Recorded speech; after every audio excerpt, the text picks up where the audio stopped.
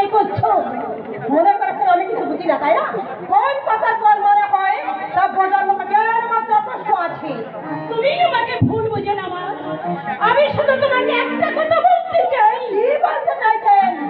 আমাকে এই সংসারে দাসীবাদীর মতো করতে হবে আর আপনাদের পদসেবা করতে হবে, তাই তো? না না, থাকতে তোমাকে হবে না, আর আমাদের পদসেবাও তোমাকে করতে হবে না।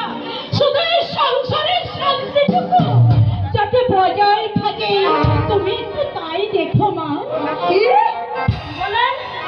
আমি এই সংসারের শান্তি যত বড় মুখটা তত বড় কথা। ছেলের উপায়ে কারিগর দিয়েছেন আমার ছেলের বউকে লজ্জায় শাসন করতে। লজ্জা করলাম তাই মানুষের চামড়াকে আপনার গায়ে নেই। খেলতে হয় আমি কিন্তু আপনার মতো বেহায়া আমি বৌমা, তোমার ওই পা থেকে তোমার ওই জুতো জোড়াটা খুলে তুমি আমার মুখে মারো না, আমি সে আঘাত সহ্য করবো। তোমার এই তুমি আমাকে দিও না মা, আমি আর সহ্য করতে পারছি না।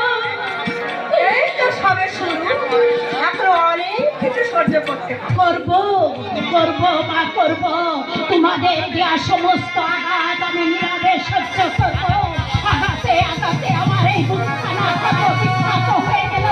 কোনোদিন আমি কাউকে বুঝতে দেব না আমার এই বুকের মধ্যে কতখানি দুঃখ জমা হয়ে আছে।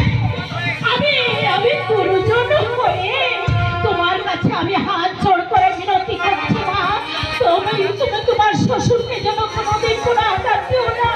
তোমাদের কাছ থেকে কোনো আঘাত পেলে সেটা আর সইতে পারবে না। অনেক আশা নিয়ে যে ওদিক লেখাপড়া শিখিয়ে মানুষ করেছে, তুমি তার সম্পত্তি চুরমার করে দিও না মা। ওরা ভালোবাসার কাঙাল, ওদের ভালোবাসার কাঙাল। আপনি ধরেছে আপনার ভালোবাসার সাথে দিবে ওই শ্মশান যাত্রীকে আপনি বাঁচিয়ে রাখবেন। ঠিক বৌমা, ঠিক। একথা তোমার মুখে মানায় না। তুমি যে কত বড় ভুল করছো তা তুমি নিজেও জানো না। আপনাকে আর উপদেশের বলে আমাকে হবে না। এই তরুশ্রী কারোর উপদেশের ধার ধরে না। আমার স্বামীর রোজগার যখন এই সংসার চলছে তখন আমার কথা আপনাকে শুনতে হবে। আমার যা খুশি আমি তাই করবো। সংসার অনেকটা তো পতিত করেছে, এবার সরে দাঁড়ান, নইলে আপনার কপালে অনেক দুঃখ।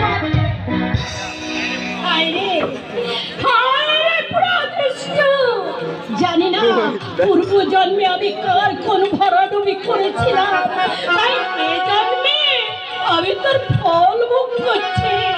ঠাকুর, তুমি আমার বৌমা সুমতি দাও। ঠাকুর, আমার বৌমা তুমি সুমতি দাও।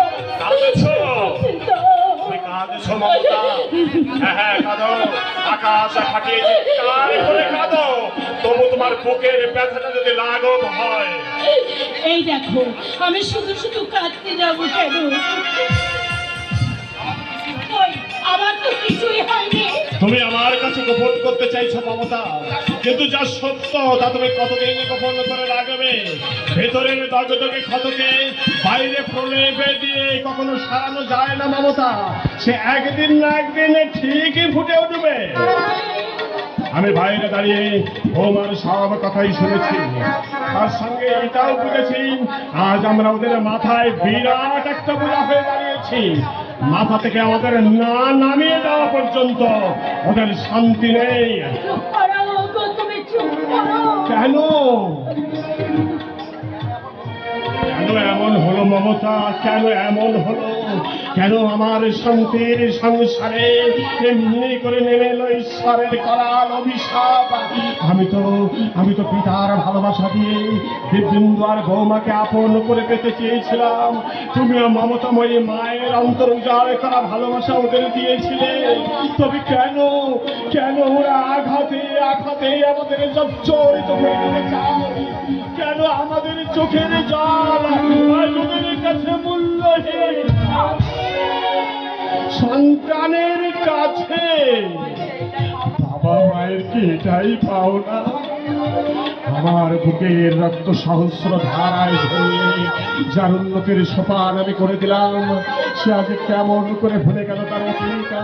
বর্তমানের স্রোতে গা ভাসিয়ে দিয়ে কেমন করে তার অতীতকে খুন করতে পারলে এই দিব্যেন্দু। তার বিবেক, তার মনুষ্যত্ব তাকে কি একবার মনে করিয়ে দেয় না এই হতভাগ্যের প্রাণ পাতে পরিশ্রমের কথা? মিথ্যে হয়ে গেল মমতা, আমার সব মিথ্যে হয়ে গেল। তুমি এভাবে ভেঙে পড়ো না। আমি যে আর সোজা হয়ে দাঁড়াতে পারছি না মমতা। তোমার কুৎসিত মনোবৃত্তির পরিচয় পাওয়ার সঙ্গে সঙ্গে আমি যে শেষ হয়ে গেছি। অন্ধকারের মধ্যে মিলিয়ে গেছে আমার আশার আলো। আমার চোখের সামনে শুধু রাশি রাশি অন্ধকার। অন্ধকার একদিন একদিন দূর হয়ে যাবে।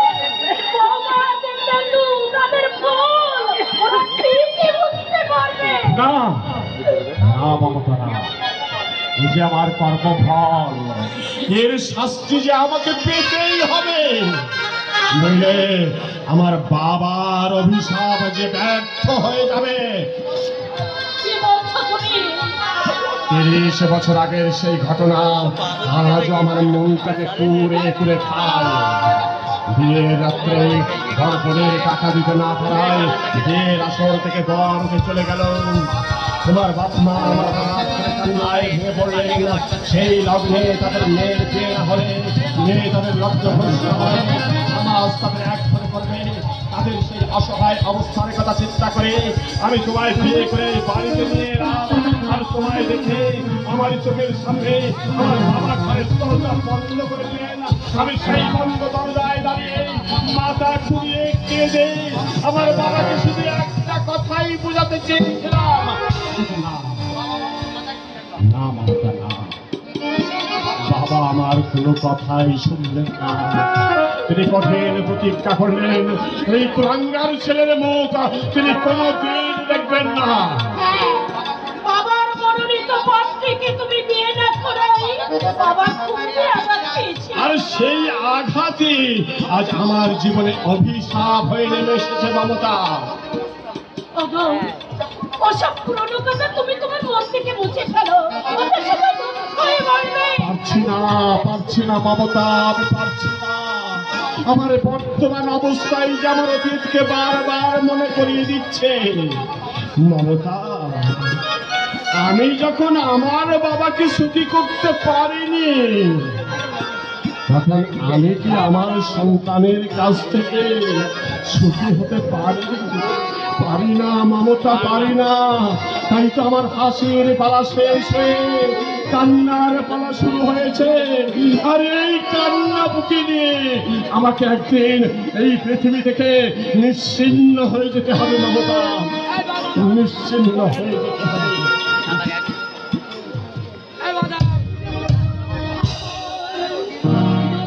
দিয়েছ তাতে কোনো ক্ষতি নেই ঠাকুর, কিন্তু দুঃখ সইবার শক্তি দাও ঠাকুর, দুঃখ সইবার শক্তি দাও, শক্তি দাও, শক্তি দাও।